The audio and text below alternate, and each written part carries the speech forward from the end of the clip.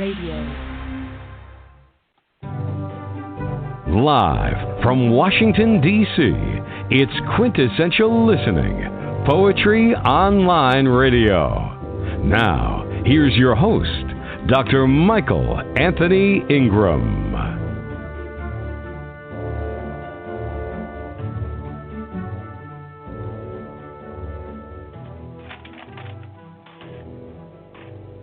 Good evening, everyone. Welcome to the program. Again, my name is Michael Anthony Ingram, and my very special guest tonight is Cristina A. Bejan. Cristina, are you with me? I am here. Fantastic. It's great to have you with me tonight. We're going to have a lot of fun, okay? Okay. All right. I'd like to start by asking the question, what is poetry to you? Yeah, poetry for me is freedom of expression. There are a lot of societies where poets are actually thrown in prison because of their ideas and silenced for being dissidents. And I find, because I am a spoken word poet, that a lot of poetry in the spoken word community is social and political and has an advocacy, activism component. And so I guess I would say poetry is both free and it is also a form and call to action. Well, then, as you think about that, why is it important, this call to action? Why is that important? It's important because I think that for people to be able to even have freedom of expression, that's actually a luxury of the democratic world. Okay. And so to be able to practice that, and also you see throughout history people who, I'm a history professor, so I always think in terms of like looking at things through an education lens. We look at poets. You think about the ancient Greek poets, thinking about more modern poets. Those are primary source documents that we can study in school. So I guess poems can be both, relics of this freedom of expression that I'm talking about, but they can also be this call to action.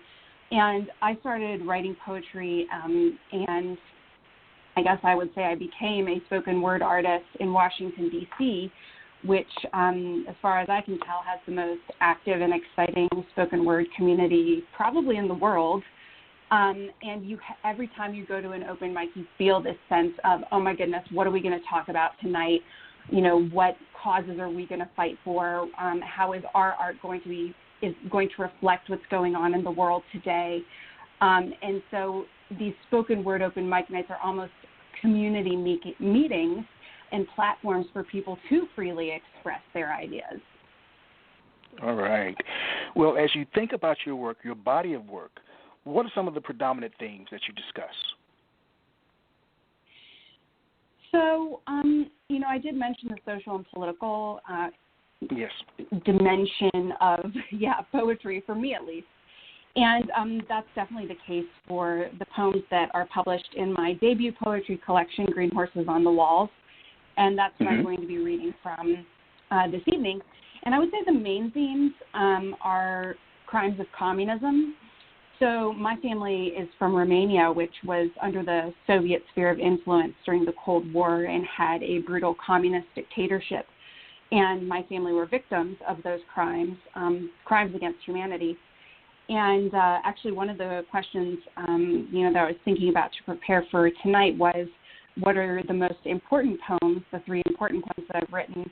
And actually I would say my writing about the crimes of communism, just because we need more education about that period of history. Yes. And so tonight I will definitely be reading some of those. Also the crimes of colonialism. There was a period of time when I lived in the South Pacific in a country that was only recently emancipated from British and French colonial rule. And that country is Vanuatu. So I've written about my time there. And in terms of my advocacy work, I write about mental health, mental illness, and I've worked a lot with NAMI, and that's how I know you, Dr. Ingram, because we had a collaboration, with NAMI earlier this summer, the National Alliance for Mental Illness. And I was very active with the NAMI DC support group when I lived in DC, and now I'm active with NAMI here. And then another theme would be sexual assault. I wouldn't say just limited to violence against women, but sexual violence. Definitely, we are now in the era of the Me Too movement, so I kind of view my work as only possible because of the Me Too movement. Before, when I was writing about these things, there was still a lot of shame. And then I guess maybe a couple more themes would be diaspora and home. I'm first-generation American. I have a hyphenated identity. Where is my home? And you'll find that with a lot of immigrants going back and forth from the quote-unquote homeland, raised in the United States, going back to the quote-unquote homeland, going back and forth, and this issue of migration. And I guess the final one is love in all of its dimensions: love of family, love of ancestors, romantic love, love of friends, friendship. And so that's obviously not an exhaustive list, but we'll start with that. Wow. Very nice. Well, what I'd like to do is to turn the program over to you to share one of your works. So, please forgive me while I do start on a very political note, but yes, I feel that it is everyone who has a platform's responsibility to use that platform. And I shared this poem that from Green Horses on the Walls earlier this summer on Twitter in honor of Black Lives Matter. And tonight I am dedicating it to Black Lives Matter on this show. And it is called America, World Police, Inside, Empty. A U.S. military base on the banks of the Black Sea. A bus leaves full of men and women in fatigues, going to the Eastern European capital for a day of museums, i.e. fun. Headphones blaring hip-hop. After this Sunday, from Mihail Kukunichanu, MK, being shipped to death, Romania is the gateway to Iraq and Afghanistan. It's death upon death. This same day, back home in Middle America, news of the soldier's high school best friend shot on the streets of Youngstown. End. How does a poem begin for you? With an idea, a form, or an image? The language. So I'll have a line come to me in my head and I immediately have to write it down. And what that means is I'm not somebody, and I know this would probably be criticized in MFA poetry programs, but I don't edit my poems. What I write stays on the page. Tell me more about that it stays on the page. So because I'm not a formally trained poet, I'm not thinking in terms of traditional form and structure. And so that's what I mean in terms of the language that, comes to my mind, then that's immediately what I write down. I'm not going back and editing over and over again, trying to perfect anything. And that's probably not what you're supposed to do. That's all right. I think it's potentially the better way to be true and honest to who you are and what you feel and what you need to share. I think that's important. As you think about who you are as a poet, all great writer-performers have influences. Who are three of your greatest influences, and what makes them great in your eyes? Well, so it really does mean a lot to me to be invited on a show based in Washington, D.C., because that's where all of this began. And I should also mention that these poems were presented at spoken word open mics across Washington, D.C. under my stage name, Lady Godiva. And that's why I have to say my main inspiration, honestly, is Orville Walker, who is the host of Pure Poetry. And I think Pure Poetry is around 7 years now, and they meet every Wednesday, I believe, the first Wednesday every month. And Orville came to Busboys one night on his own, and I shared a poem. And it wasn't on my radar that I was going to get so involved in the spoken word world of Washington. And he just approached me after and he said, we have this open mic Pure Poetry. You should totally come. And so it was Pure that became my sort of laboratory. And I would get ready, and that's where my poems always got their first audience at Pure. It used to be at Pure Lounge. And Orville's poetry, his poetry is about social but also family issues. It's just so relevant and so dynamic. And he's also such a selfless poet because he doesn't make it seem like he has to be this kind of VIP rock star and everybody should worship him. Instead, for him, he creates this space where everybody is celebrated. And I haven't seen that kind of poet since then. And I just admire him so much, and I'm so grateful for him. This book wouldn't be possible without him. All right. And then the other two inspirations are two Romanian women poets that I include in Green Horses on the Walls. I include two poems in Romanian at the end that I translate into English. And they're both dissidents, meaning they were fighting the communist dictatorship in Romania. So this all links back to the freedom of expression that I mentioned at the beginning.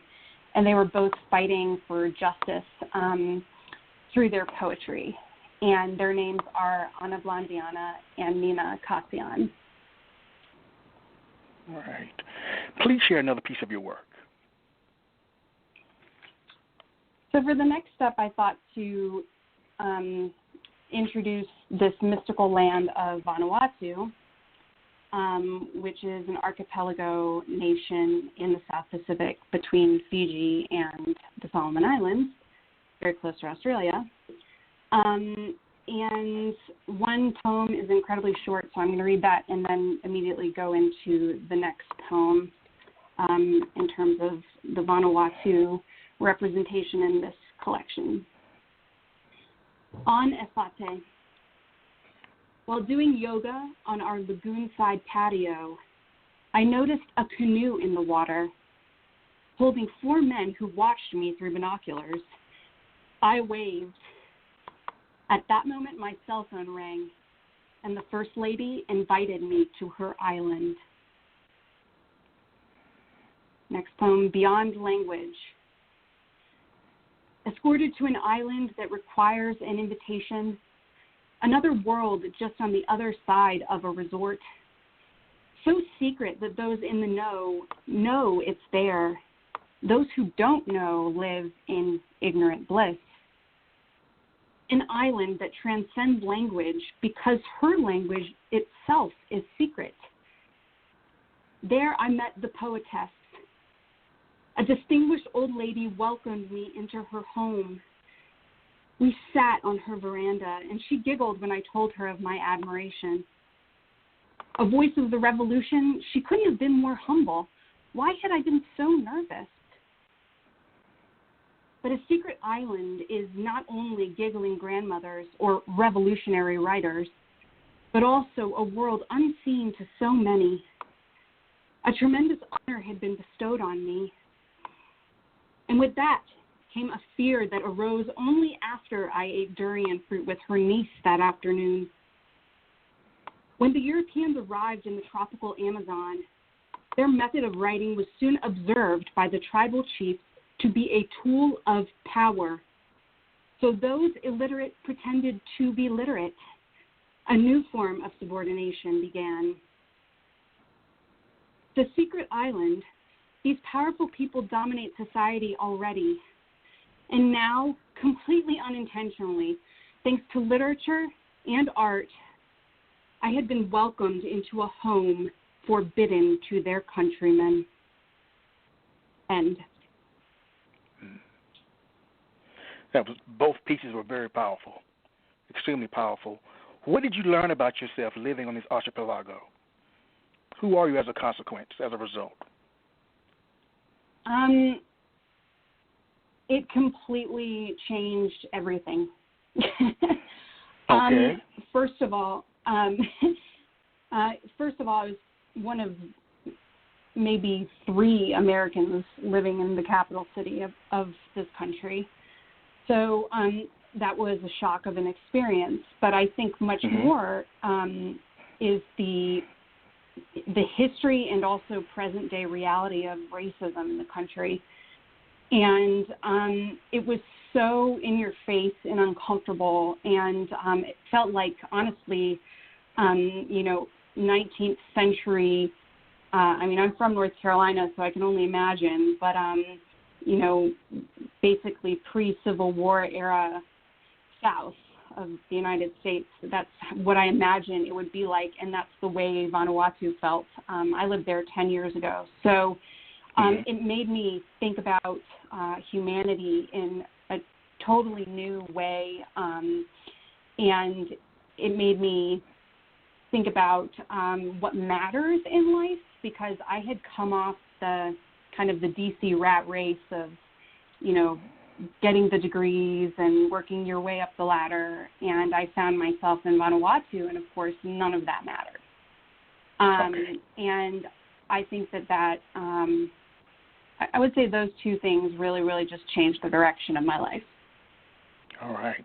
Well, let's take a brief break, and we'll be right back.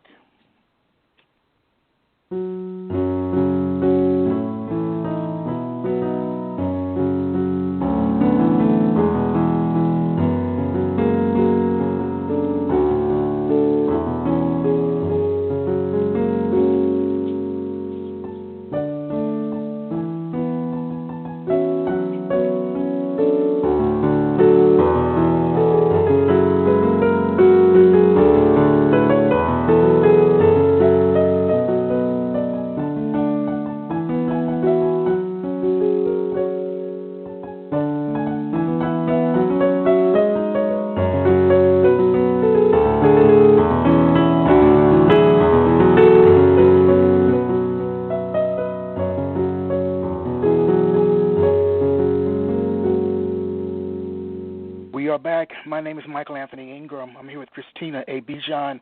The call-in number is 646-787-1631. And actually, Cristina, we have a caller. Someone would like to ask you a question. All right. Let's see. Caller, area code 917. The first number is 8. You're on the air. For Cristina. Your question is? Hello? Caller? Well, maybe they're just here to listen tonight, Cristina. Great. All right. Well, please share another piece of your work. Thank you. Well, so I mentioned probably the poems that I'm most proud of are mine about the crimes of communism. So I decided that I definitely want to share those tonight. And the first is called Nu e rolul meu, which means it is not my role. And when there is a line in Romanian, I translate it immediately into English. We sat across from each other in this Camden pub, both blonde, both 5'5". One is a professional model. Guess which? The other a roving intellectual. Last time I saw Morella was in a photograph. Black and white, she was brunette then and very tiny, wearing an ie, the traditional Romanian blouse, standing next to Moș Crăciun, Galaț's Santa Claus. You know, Chris, you were my Neverland. I-am zis că am știut, pentru că ea a fost la fel pentru mine. I told her that I knew because she was the same for me. I lived for the next box of toys and clothes, for our grandmother to return from a trip and tell me of you guys. Through photographs, you, Anna, and Gabi were my family. I'm not close to my parents, you know. But when Bonita Nuestra, our grandmother, died, it all stopped. No more contact from you. And no one ever told me why. I asked my father over and over again, and nothing. Our fathers are different, I told her. My father's serious, yours the family rebel. In that moment, I had the chance to tell her, but she was so happy. And I decided that no é rolo meu. It's not my role to tell her that I had been told her parents tried to starve our grandmother to death for her apartment. It was 1994. Property had just been returned to Romanians by the state. They locked her in hers. A 90-year-old woman with Alzheimer's and deformed hands from a lifetime of filling medicine bottles as a pharmacist. My father only found out because a Galat's friend got wind of the terror and called him in North Carolina. I was 12. My sister was 10. My brother was 4. And my American grandfather had been dead for 2 years. I know now that we forgive family. But that doesn't mean that we have to discuss everything. Morella and I are friends now. She nu é rolo meu. End. You know, they say that to see the world with complete honesty, one should look to comedians, artists, and poets. What do you think emerges naturally from your work? What emerges from you? Well, it's only something that has come to light because I've published this poetry book, and that is that I'm writing in poems, like basically contained in one poem, but including different languages. And so that has always emerged naturally from me. And again, when I was, thinking about, the questions and how did I get started writing poetry, it's directly connected to that. I actually started writing poetry because I was learning German in school, and I loved foreign languages so much. Yeah, I loved foreign languages so much that it was just fun for me to write poems in German. Oh, wow. to see, if you look at my old notebooks from, when I was like 12, they will have poems in German. Isn't that crazy? And now I find I'm writing in English, and also German's, of course, not the most poetic language, so it's kind of funny. But now that I'm writing in English and Romanian and French, and it just all of the languages kind of flow naturally and are meant to be together, interwoven in this way. Mm-hmm. As you think about writing, all poets have several words that come up over and over again, words or sentences that they just can't help but use in their work. What are 3 of your absolute favorite words to use?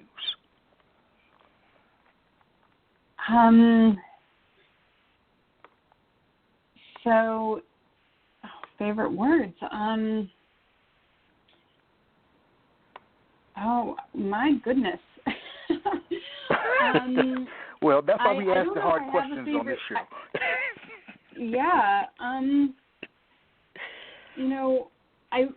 I would say, oh my goodness. Well, I would say I don't have favorite words in terms of that I keep returning to. However, I will say my favorite words in this poetry collection are green horses on the walls, which is the title, of course, but it's also the name of the central poem. And the reason that this phrase is so important is because in Romanian it means to have impossible dreams.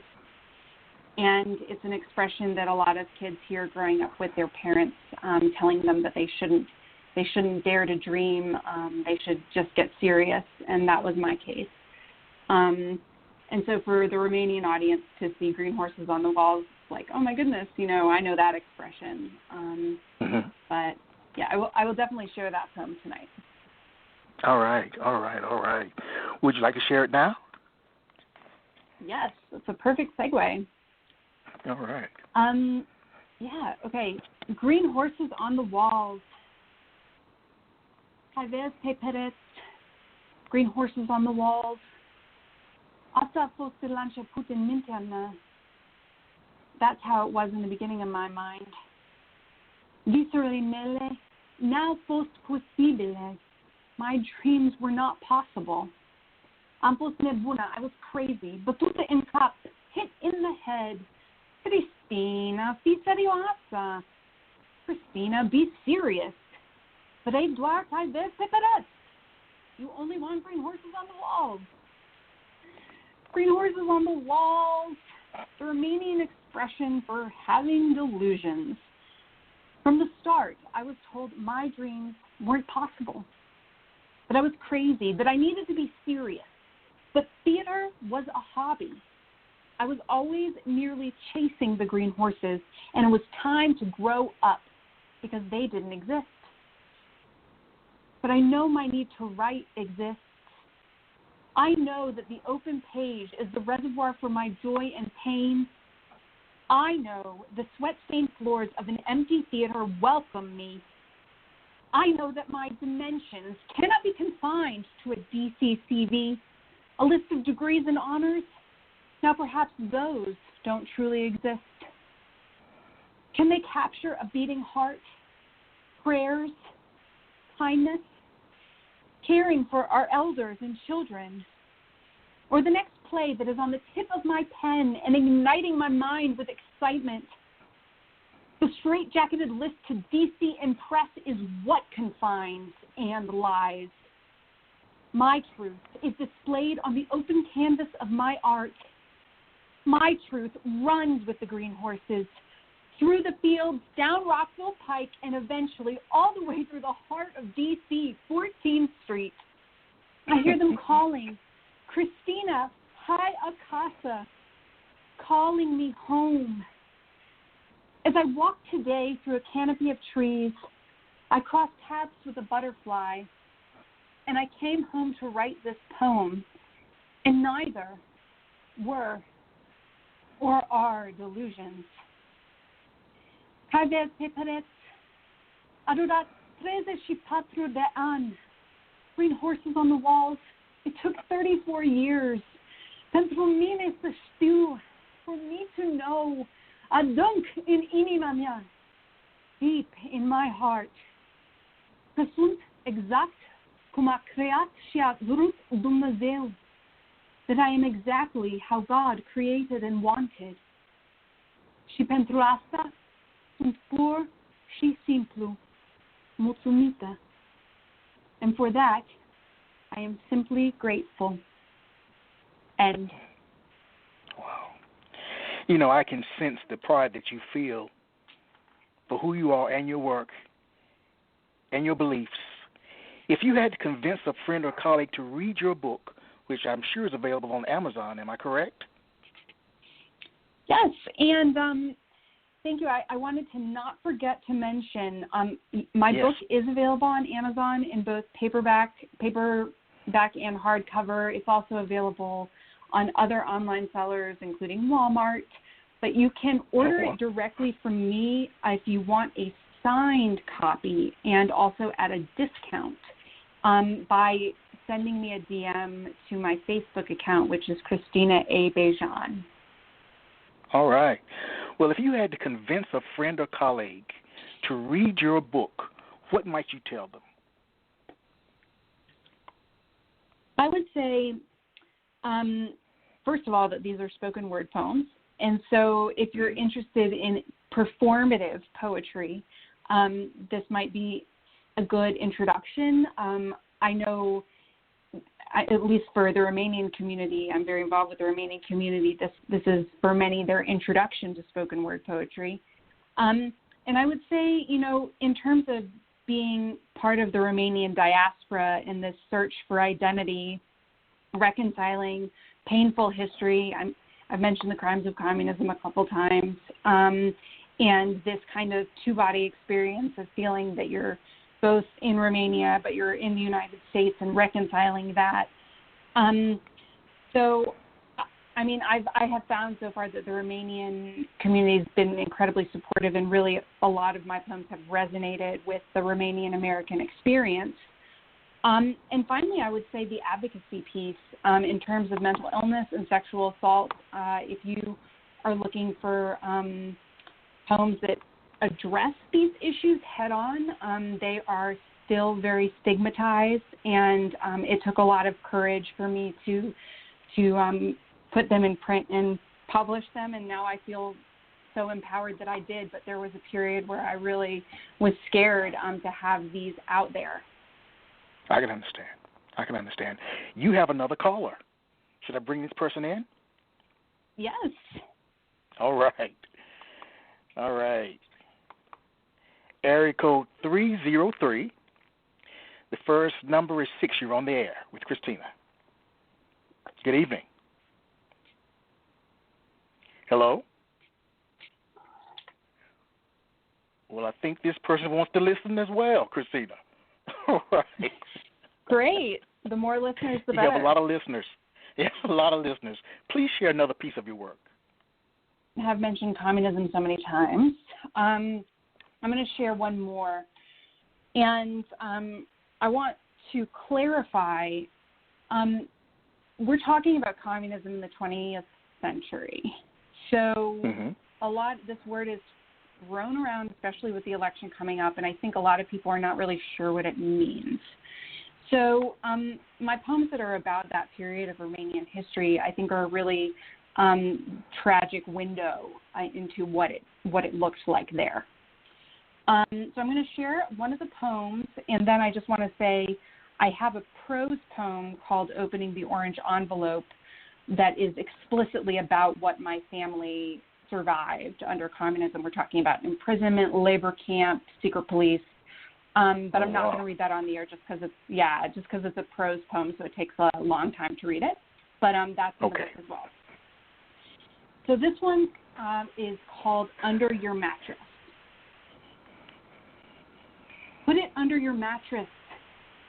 The money, the truth, the pain. That's my Romanian father's American mantra. Cristina, put this $200 under your mattress. Cristina, don't tell anyone of the rape, the breakdown, the sexual harassment. Just stuff it under your mattress. No one looks there. I was told early on not to look in our family's secret police file, which was absurd because I was in that Bucharest archive every day anyway. When I told my friends that I was obeying my father's instructions, eyebrows raised. Romanian girlfriends are loyal to family, but they also don't take the bullshit that American women do. Cristina, asta înseamnă că trebuie să te uiți. Cristina, that means you have to look. I know, I always said. Under communism, there were no banks. There was no wealth. Every man and woman were equal, equally destroyed, equally in fear, equally invisible. But there were ways around the system, as there always are under oppression. Black market ruled, and all the good guys had a prison term as proof of their protest. Don't talk or they'll hear you. So Romania was silent. People listening through the walls, making love to your wife and everyone knows. It's in your secret police file. I've read those truths. And the risk that they will raid is always there, looking for dissidents, looking for an excuse to torture, because, frankly, everyone is just bored under totalitarianism. Not allowed to go anywhere, not allowed to choose your job, not allowed to choose your apartment. So you drink, you smoke, and you fuck. Reduced to animals. Ambition is a no-no. Intelligence, the ultimate threat. So the agents burst in. They've heard you've been keeping a chicken farm illegally on the outskirts of Galat. You know, saving money, defying the system. Bejan's protest, of course. N-avem nimic de ascuns. We have nothing to hide. Ah, da, secretisti. But yes, you have. The secret police bark as they go straight for the bedroom and flip your mattress. End.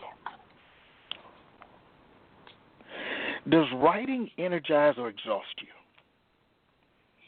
Absolutely energizes me. It energizes, yeah. You write about such heavy topics, so I was wondering about that. Yeah, I'm a very passionate person, Dr. Ingram. Okay. My poor partner. Okay.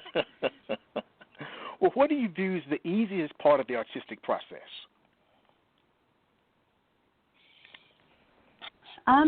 Making the time. Well, that's probably the hardest part. Sorry, in this busy world. Mm-hmm.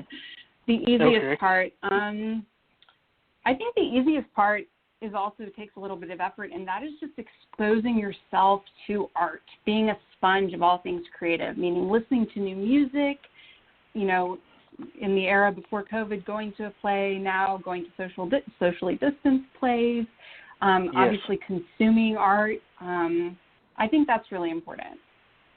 All right. Writers and poets write for a myriad of reasons. Some write primarily to speak a message to their audience. Others write because to stay silent is not an option. Why do you write? Because I can't not write. It's who I am. It's my.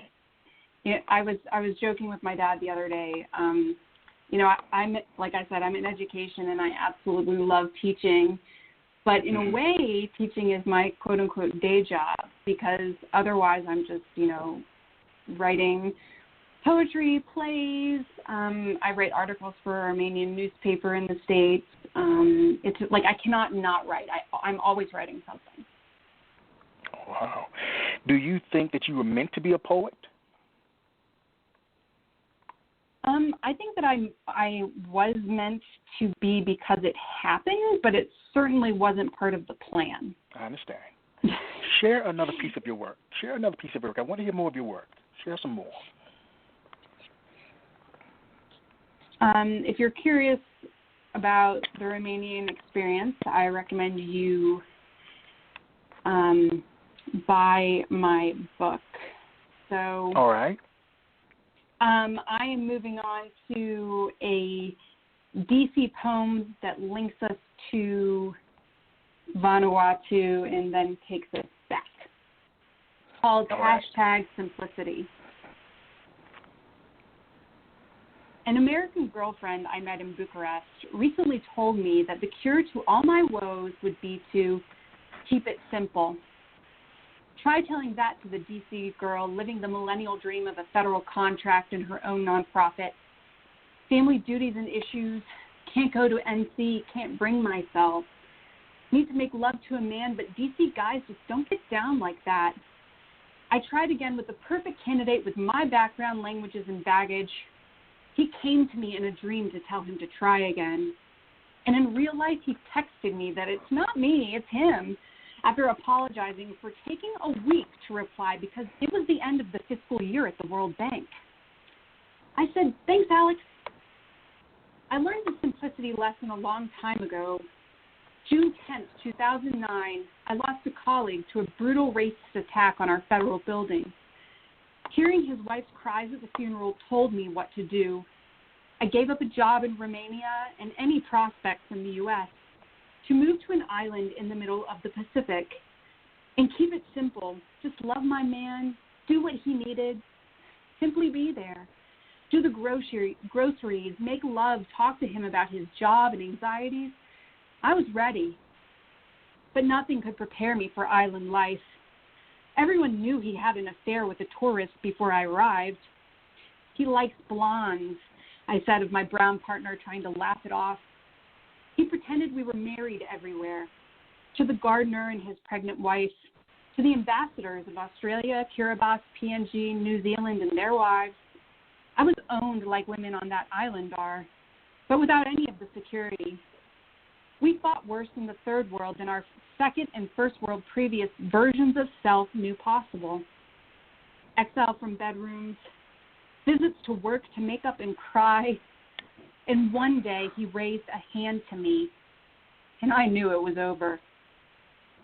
I left under the guise of having a breakdown, which I had had before. I paid both his and my tickets to take me home, and he never paid me back.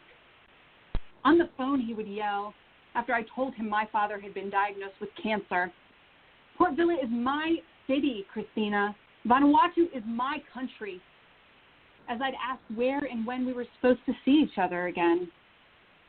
It's been simple, eating grapefruit from the front yard, but that's not what my Bucharest friend meant.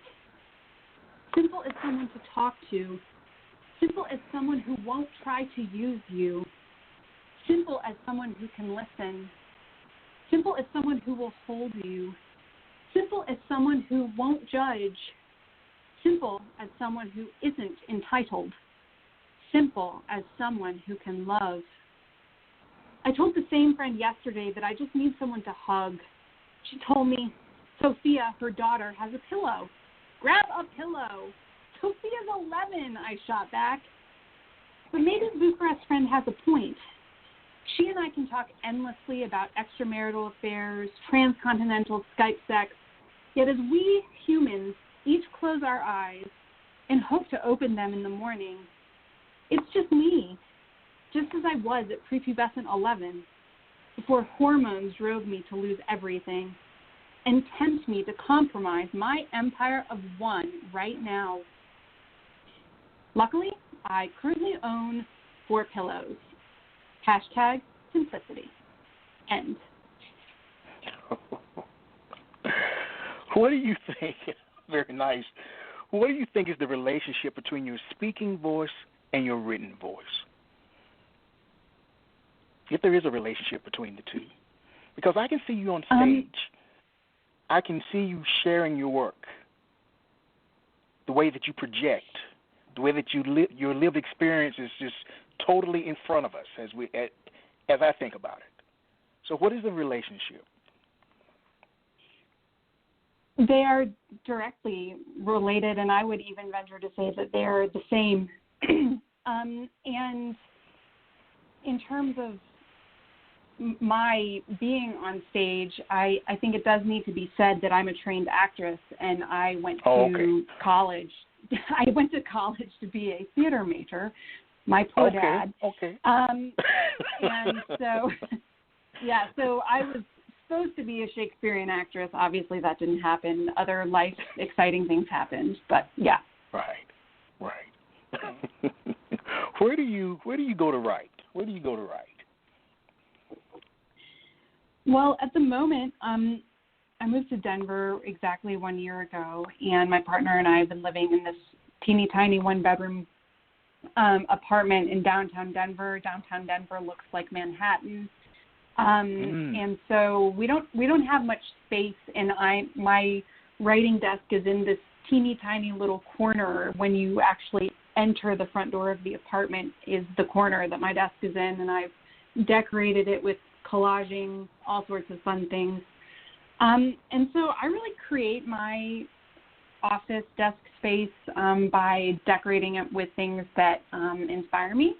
And so right now it's this corner, but we're moving into a house in 1 month, so I will have a new space to decorate and call my own.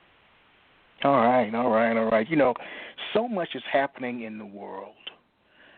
So much is happening every day. There's something new in terms of whether it's the Black Lives Matter movement, whether you name it. So much is happening, and sometimes it's really hard for me personally, to keep it together.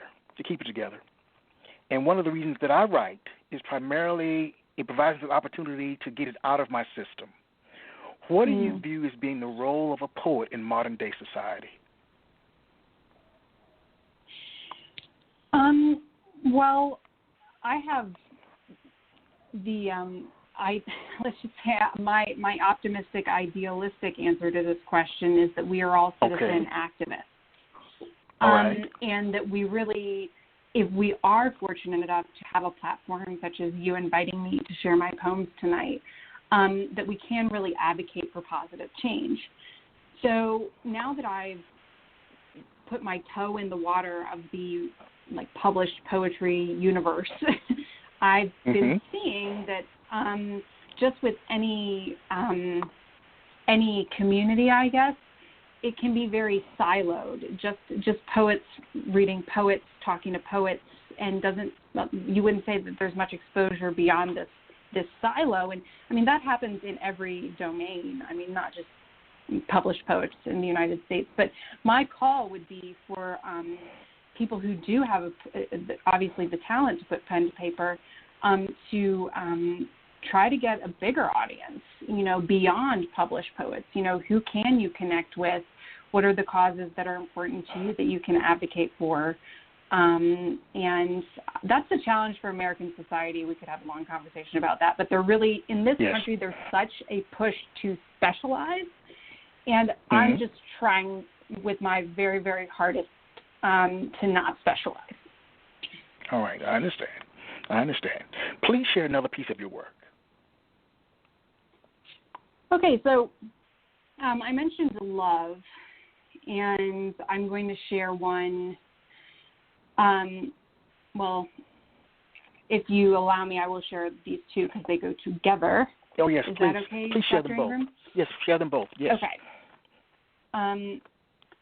Because I'm so grateful to be on this show because you're giving me the opportunity to read poems that I haven't read yet from the book. So. All right. I'm glad you're here. Yeah. You make me happy. Thank you so much. Thanks. Thank you, and you will see that there's a BC connection here. Okay. Okay, La Santa.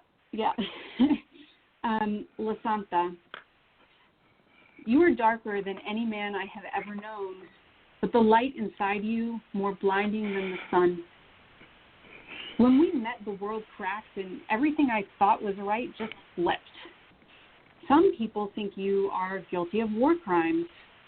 Others know you are a general serving your country. You are a husband, a father, and the caretaker of so many in your traditional family. Between embassies, parties, the Kennedy Center, and me forcing you to watch ice hockey, you became my best friend. But it was only when I told you of my darkest wound that love overtook me like a demon.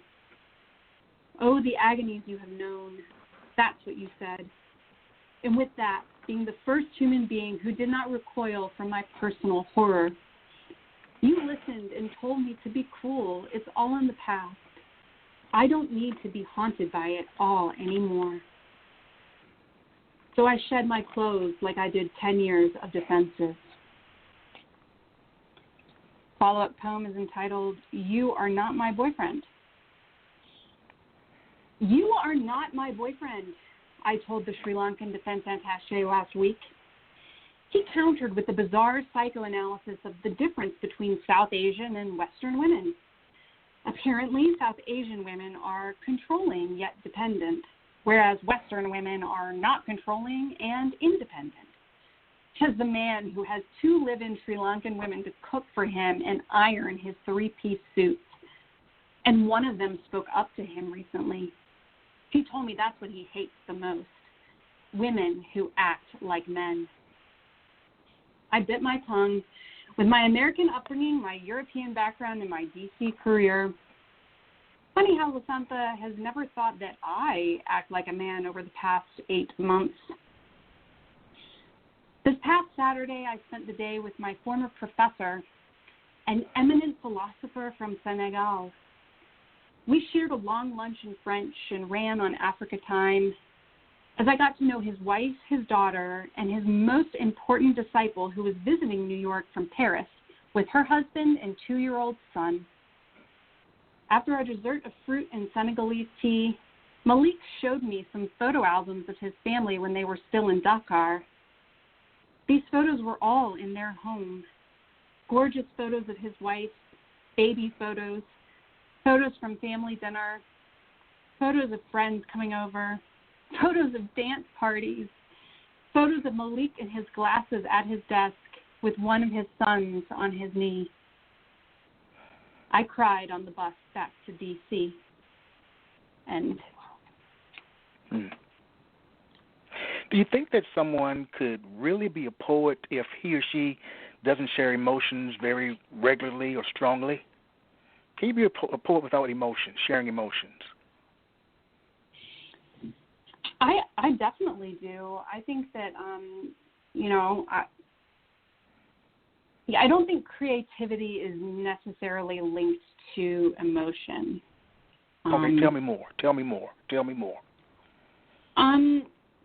Because I think intellect. I mentioned that intellect was forbidden in communist Romania. Intelligence, what's going on in your mind, and of course, it's this. We need to have a healthy balance of our ideas in our head and what's going on in our heart and our passions. But you can read. And of course, I'm thinking of from the history teacher angle as well. You can be a real scholar and write creatively, and also you'll find that people surprise you, especially at open mics. When somebody who seems really shy gets up on stage and then they just blow you away with this brilliant poem. Yes. So. Yeah, I think anybody can be a poet. Let's democratize being a poet. It's not specialized, democratized. Well, share another piece of your work. I enjoy hearing you read. Please share another piece. Thank you. Just keeping track of time. I want to make sure I end on one in particular. Okay. So this is very much tackling the issues of mental illness and sexual violence. And it also has a little bit of French, and please forgive me, I have high school French. No problem, so do I. So it's called Moral Force of Character. You say I have no right to believe in morality. There is no universal good and evil. This is my answer. The reason I know is that I've already been to hell more than once. The first time was being pushed down a road while I was too drunk to walk the other way. And I kept saying, but I want to go to St. Anthony's. After showing me photos of skeletons on your computer from your doctoral research, you fucked me on a bed that had not yet crossed my mind. I woke up smelling death. Then I had to live a label that I knew also represented the worst of humanity. But listen, I am the only one with a passport for my father's country that is a member of this elite label. Could I ever talk to him or Romania about the fact that this label is a lie? So I hid it from everyone for 10 years, in and out of spaces that label never goes. One example, the dungeon that is Duke University Hospital Psychiatric Emergency Room. I thought I had already seen hell in Oxford. No. I was there again for the second time, in a room with lounge chairs facing each other, and 2 rooms for solitary confinement in the corners. A heroin addict from the mountains coming off it and going hysterical. A Korean war vet with more dignity than any fucking label, and he's homeless. A young student who had been accused of being crazy by his university and the Durham police when he saw and called out hate. A woman with no teeth who could eat Jell-O but not speak. A man who belonged to a gang for brown people with that acronym tattooed to his forehead. Another woman who resembled more of a wild animal than a human being in speech and behavior. And finally, my friend, who I cannot name because I fear for her safety, who was brought in with force as she screamed in Arabic. The nurses and doctors were at a loss. They couldn't communicate with her. I asked the nurse, where's she from? Answer, Morocco. I approached the shaking lady in French. Bonsoir, madame. Good evening, madame. Qu'est-ce qui vous est arrivé? What has happened to you? Je n'ai aucun lien avec cet hôpital. I don't have any connection to this hospital. Qu'est-ce qui s'est passé? What has happened? Only to discover that her husband was beating her up. and told the police that she was the homicidal one.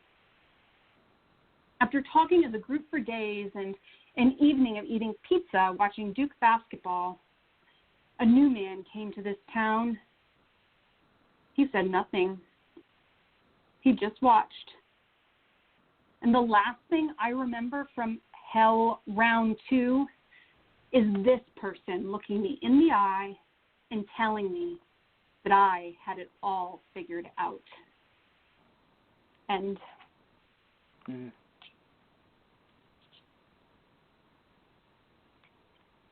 what do you want your poetry to do, and where do you want it to go?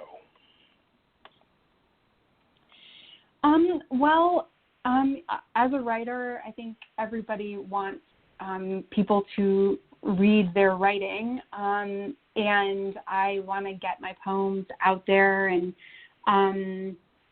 so I would say, I want an audience. That's natural. Right. But I'm also hoping to raise awareness, for, crimes against humanity under communist regimes and mental illness and sexual assault. So there is an advocacy component to this book. Wow. It's an incredible book, incredible work. Incredible work. I'm so pleased that you're with me tonight. This is really, really, it really touches me.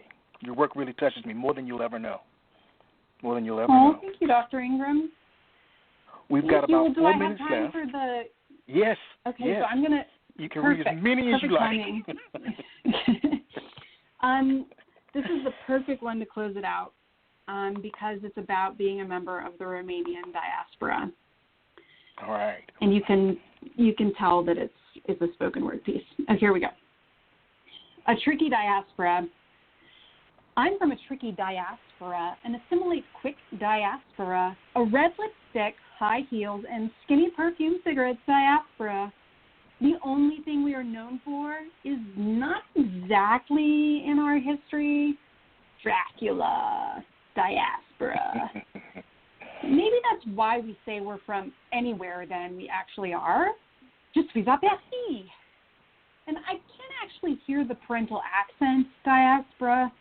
My siblings cannot pronounce our family name correctly diaspora.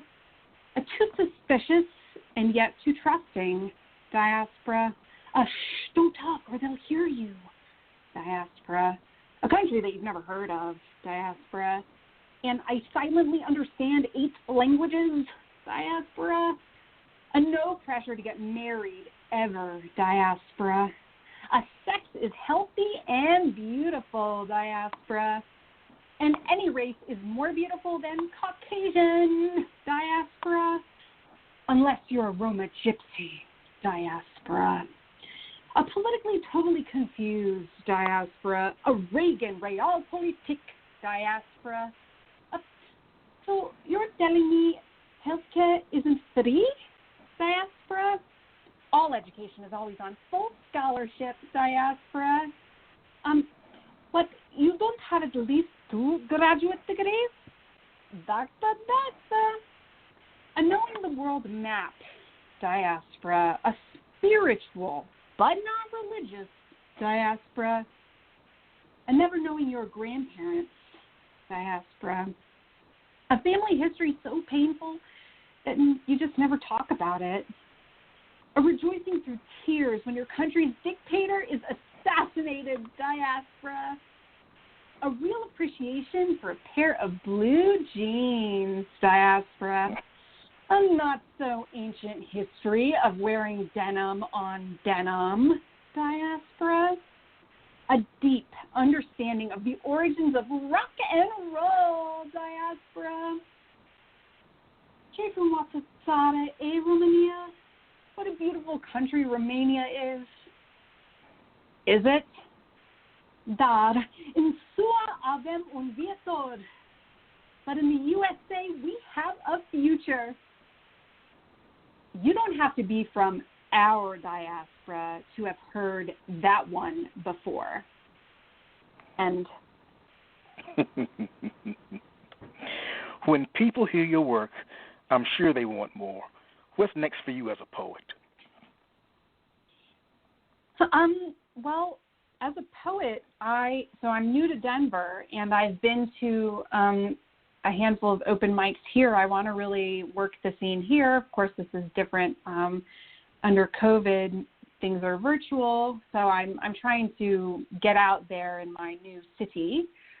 But then really what's next for me are my plays. I have 4 plays forthcoming in a volume that I need to get together because I was first a playwright, so that's why the fact that I became a poet is kind of a surprise. And I have another play that's forthcoming in a volume next year as well, so I really need to get working on those plays. All right. Well, whatever you do, you'll be great at it. You're an incredible individual, and I am so glad that you were my guest tonight. Thank you so much for having me, Dr. Ingram, and I'm sending so much love from Denver, Colorado to Washington, D.C. I miss Washington, D.C. so much. Yes, I can understand. It's a great place to live. Well, thank you, Cristina. Have a great evening. And to our listening audience, thank you so much, and join us next week. All right. Good night, everybody. Okay, thank you. Bye. Bye.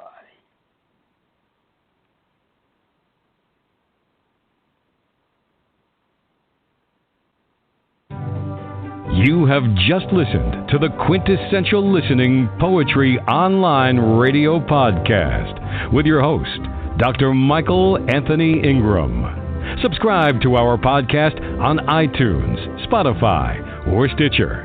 And make sure to catch our next episode.